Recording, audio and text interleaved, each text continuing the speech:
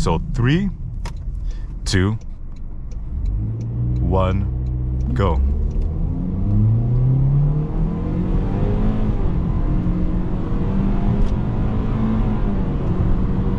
There. Whew.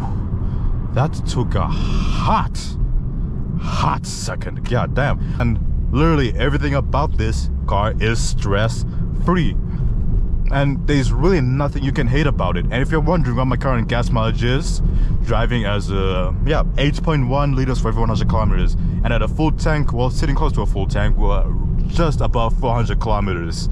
Ladies and gentlemen, today we got the 11th generation of the Toyota Corolla, arguably the most boring but reliable little daily that money can buy. Quick specs: turbocharged inline 4, 169 horsepower. Does it come with all-wheel drive? Yes. This one isn't, however. This one is only front-wheel drive. Does it come with a manual transmission? Of course, yes. It's Toyota. Forgive me, it's windy, but this one is not a manual transmission. This one is a CVT transmission.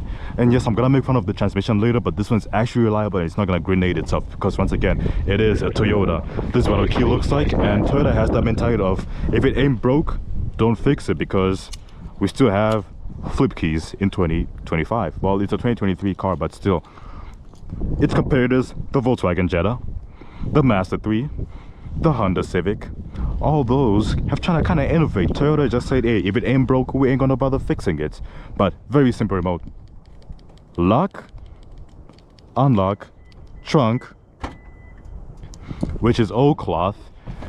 With a light, actually, we have a tiny little halogen light just down there, which is actually not bad. And in case someone tries to kidnap you with a Corolla, just know they're probably poor, and yeah, you can pull this to get out of your sketchy situation.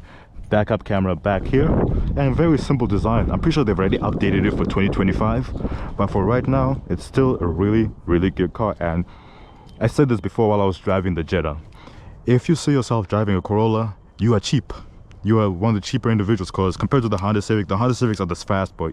The Jettas are the rich, slightly mature, much more mature ones. The Corolla ones, you guys are mature too, but y'all are cheap. You guys don't want to spend ridiculous amount of money on a car, and you can get this thing for just above 20k Canadian, at least.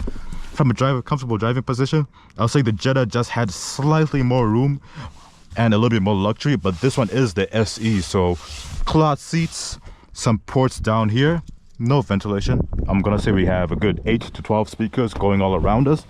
The sound system ain't too crazy, and you don't really need it to be anything crazy. No sunroof, but we do have a little, I like to call them dolphin fins, is what I like to call them. Hopping in, and if you want to drive it, grab your key, pop it up, foot on the brake,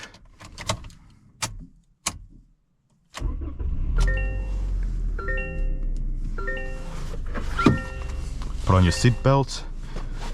We got mostly analog gauge clusters all around, and our CVT transmission is still pretty good. 4 inches of the small little digital right in the middle. A good, I want to say 6.5 inches of screen, Apple CarPlay, Android Auto. You can put your phone back here. We have heated seats. We don't have a heated steering wheel, but we do have adaptive cruise control, lane keep assist, and blind spot monitoring. And to change your gears, again, foot on the brake, it's very simple. And we're in drive, just like that.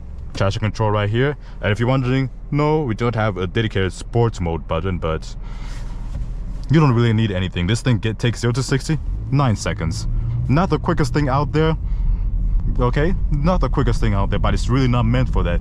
This thing is literally just for the cheap individual who doesn't want to spend crazy money, and he's obviously not gonna modify it, because again, the competitor is a Honda Civic, and you know how Honda Civic drivers are. I've never met a mentally calm Honda Civic driver. They always have some kind of foolishness they're about to engage in any given time. And no, even with the amount of power we have, we don't spin our tires. The Jetta spins its tires. This one does not. Does the Civic spin its tires? No, but it feels quicker. That's the difference. The Civic is actually probably closer to this one in terms of acceleration and feel, but the Civic somehow makes it feel like, oh damn, I am moving like that, you know? This one is a little bit for a little bit more mature audience who want a car that could take any kind of weather and any kind of situation with a lot of confidence, actually. And I've read the reviews, owners' reviews, so it doesn't sound like I'm just coming from a place of arrogance. The owners of these Corollas, they love their cars. They say it's agile, which it is true. It's a nimble car. It's pretty goddamn nimble. They say it's smooth. Like I'm gonna have to say that is true. The CVT transmission provides a steady power output so that you don't feel like it's just jagged and downshifting and upshifting and like fighting you. They also say that it's reliable. It's a Toyota. It is a Toyota. It's gonna be reliable. It's like me going to a Nokia phone and trying to smash it. I'm gonna break the brick before I break the Nokia phone. That is what Toyota stands for. So I understand it.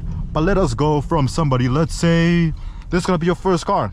Excellent choice, to be honest. A lot of people, there's a reason this thing is one of the best selling cars in Canada and the States. And the reason is it's simply affordable and cheap to own. This thing does not have the word stress in its dictionary. Even the acceleration is not stressful. Nothing about this car is meant to scare you, traumatize you, or make you feel in any way, shape, or form unsafe. It's just there to get you from point A to point B, save you a lot in gas money. And knowing myself, I am not gonna try and save myself a lot of gas money because we're gonna do a quick little 0 to 60. Why do I shake it like I have actually a neutral button? This is not a manual transmission. Okay, so 3, 2, 1, go.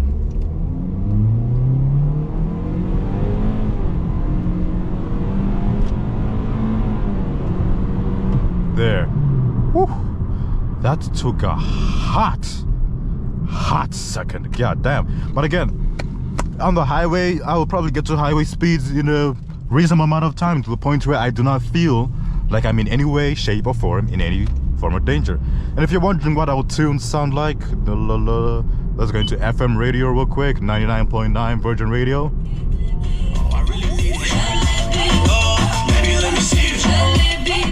Okay, like really good. Stereo system is really good, and you can of course adjust the bass, adjust the treble, and all that extra stuff.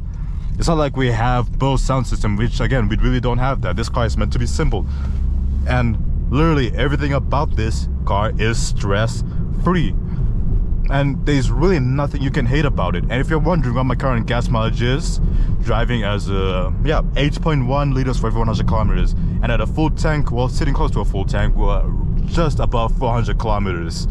For my Americans, I don't know what that is in miles. I'm not doing the conversion in my head. I'm not that big brain IQ to be doing those kind of conversions on the fly while I'm trying to talk and drive. I'm not that big brain IQ. But overall, it's a very simple car, and honestly, there is literally legit nothing you can hate. If you find a way to hate a Corolla, I don't know, you just don't like peace in your life. That's literally all I can tell you. If you can look at a Toyota Corolla and feel the disdain and hate in your heart, I don't know what to tell you. You just don't like peace in your life, because this is the most peaceful, stress-free car you can get. It's spacious enough for most adults, and even if you have a family, there's enough room in the backseat for the car seats, and the seats are comfortable enough that on a long enough drive, they don't start trying to stab you in the back where it's like, oh, I gotta get off this seat is so uncomfortable. It's not even like that. It's just, I wouldn't say perfect because no car is perfect. Every car has its little gimmicks and stuff. But I see what people say. People say this thing is the most boring thing to drive, and you know what? I kind of understand, but that's the emphasis of it. It's meant to be peaceful. Nothing about this car is meant to be exciting. You're not supposed to look at a Corolla and be like, you know what, ooh, I can't wait to get to that side road, to that one twisty road and go crazy. That's just not the car for that. Honda Civic, maybe. Volkswagen Jetta or the Golf, maybe. But if I feel like if you want to act a little bit more sporty, go for the Corolla hatchback. To me, that's the best looking Corolla out there. Hands down, best looking Corolla is the Corolla hatchback from 2021 to 2024. At least I haven't seen the 2025 one yet, but I have high hopes. They're probably gonna make something really, really good.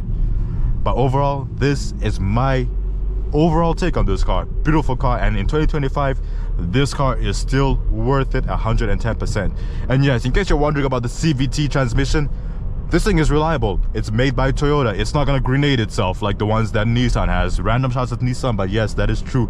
Nissan CVT transmissions are either hit or miss. They're gonna last forever or they're gonna blow up on you.